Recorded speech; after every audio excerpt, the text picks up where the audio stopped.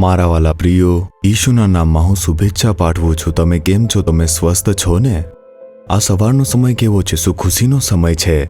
નહીંતર શું તમારા જીવનમાં દુઃખની સમસ્યા, બોજની સમસ્યા, આવી પરિસ્થિતિઓ આવી ગઈ છે? કોઈ પણથી ડરશો નહીં. જ્યારે તમે આ વિશ્વમાં છો ત્યારે સમસ્યા આવશે અને જશે. ચિંતા કરશો નહીં. પ્રભુએ કહ્યું છે ને, આ દુનિયામાં સંઘર્ષો આવશે, પરંતુ હિંમત રાખો, મેં આ દુનિયા ઉપર વિજય મેળવી લીધો છે. તેથી તે આપણને વિજય આપશે અને માર્ગદર્શન આપશે. તેથી ડરશો નહીં અને કોઈ પણથી નિરાશ થશો નહીં. ઠીક છે, આ ઇમારત સુંદર છે, પરિચિત લાગે છે. શું તમે આમ વિચારી રહ્યા છો? તે ઇંગ્લેન્ડની સંસદ ભવન છે અને તે લંડનમાં સ્થિત છે. તે ખૂબ જ સુંદર ઇમારત છે અને તે ખૂબ જ અદ્ભુત છે. તેનું સ્થાપત્ય તે ખૂબ જ સુંદર લાગે છે. આ જોઈને મને આનંદ થાય છે કે દરરોજ લાખો લોકો આ ઇમારત જોવા માટે આવે છે. એવી આ એક અદ્ભુત જગ્યા છે. આ એ જગ્યા છે જ્યાં દેશના કાયદાની યોજનાઓ બનાવવામાં આવે છે. અને આ એવી એક જગ્યા છે જ્યાં દેશના નેતાઓ ભેગા થાય છે, ચર્ચા કરે છે, નિર્ણયો લે છે. શું બધા દેશોમાં સંસદ હોતા નથી? તેવી જ રીતે આ એક ખૂબ જ મહત્વપૂર્ણ સ્થાન છે. આ સમયે પરમેશ્વર તમને એક વચન આપે છે. શું તમે જાણો છો શું છે? 1 યોહાન 5મો અધ્યાય તેના 4થા વચનમાં જુઓ. આપણા વિશ્વાસની મારફતે આપણે દુનિયા પર વિજય મેળવી શકીએ છીએ. મેં કહ્યું હતું ને, આ દુનિયામાં આપણને દુઃખ આવશે, સંઘર્ષો અને મુશ્કેલી આવશે. હા, આવું જ રહેશે. ઘરની અંદર સમસ્યા આવશે, નોકરીમાં સમસ્યા આવશે, વ્યવસાયની અંદર મુશ્કેલીઓ છે. હું જ્યાં પણ જાઉં છું, દુઃખ અને તકલીફો છે. સેવા કાર્યમાં પણ મોટા સંઘર્ષો આવે છે. આવું જ છે, પરંતુ તમારે જીતવું જોઈએ અને તમે જીતી જશો.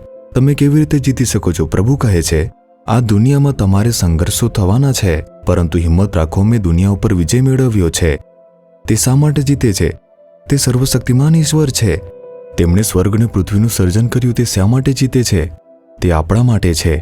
આપણે જીતવા માટે તેમણે વિજય મેળવ્યો છે અને તે પ્રભુ છે જે વિજય અપાવે છે. તમે જીતી જશો. જો તમારે જીતવું હોય તો શું કરવું જોઈએ? વિશ્વાસ. તમારે વિશ્વાસ દ્વારા આ દુનિયા અને જે શૈતાન છે તેના પર વિજય મેળવશો. આપણો વિશ્વાસ શું છે? જે મારામાં છે તે દુનિયામાં છે તેના કરતાં મોટો છે. જે મારી સાથે છે તે શૈતાન કરતાં મોટા છે. આ દુનિયામાં મને ગમે તેટલી સમસ્યા અને સંઘર્ષો ઘેરી લે, મારી પાસે ઈસુ છે જેમણે આ બધા જ ઉપર વિજય મેળવ્યો છે. એ વિશ્વાસ છે. હિબ્રુ 11:6માં શું કહેવામાં આવ્યું છે? વિશ્વાસ વિના તે પરમેશ્વરને ખુશ કરવું ખૂબ જ અશક્ય છે. કારણ કે જે પ્રભુ પાસે આવે છે તેણે વિશ્વાસ કરવો જોઈએ કે તે જ સત્ય પરમેશ્વર છે, અને વિશ્વાસ કરવો જોઈએ કે જે તેમને શોધે છે તેમને તે ફળ આપે છે. તો પછી શું વિશ્વાસ કરવો જોઈએ? ઈસુ ખ્રિસ્ત મારા માટે છે, તે આપણી સાથે છે, તે આપણા ઘરમાં છે, હું જ્યાં પણ જાઉં છું તે મારી સાથે છે. તે તમારા માટે છે. તમારે તે વિશ્વાસ કરવું જોઈએ. અને બીજું, જો હું તેમને પ્રાર્થના કરું છું, તે મને ઉત્તર આપે છે, તે ચમત્કારો કરે છે અને મારા માટે કામ કરે છે. તેમાં પણ તમારે વિશ્વાસ કરવું પડશે. જો તમે આમાં વિશ્વાસ કરો છો, તમે દુનિયાને હરાવી શકો છો. તમે કેવળ વિશ્વાસ દ્વારા જીતી શકો છો.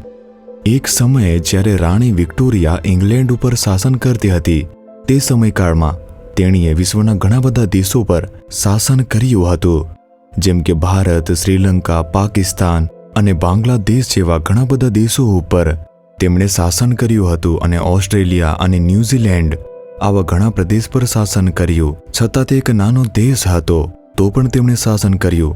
તમે જોયું, ભલે નાનો દેશ હતો, પરંતુ વિશ્વના ઘણા દેશો ઉપર તેમણે શાસન કર્યું હતું. જ્યારે રાણી વિક્ટોરિયાને પૂછવામાં આવ્યું કે તે કેવી રીતે શક્ય છે, તમે આ નાના દેશમાં બેસીને વિશ્વભરના ઘણા દેશો પર શાસન કરો છો, તમે વિજય મેળવ્યો છે, તે બધું તમે કેવી રીતે કરો છો? તેણીએ પોતાનું બાઇબલ ઉપાડ્યું અને તેના તરફ આંગળી ચીંધીને બતાવ્યું કે આ બાઇબલ રહસ્ય છે. તેણી પરમેશ્વરના વચનમાં વિશ્વાસ કરતી હતી.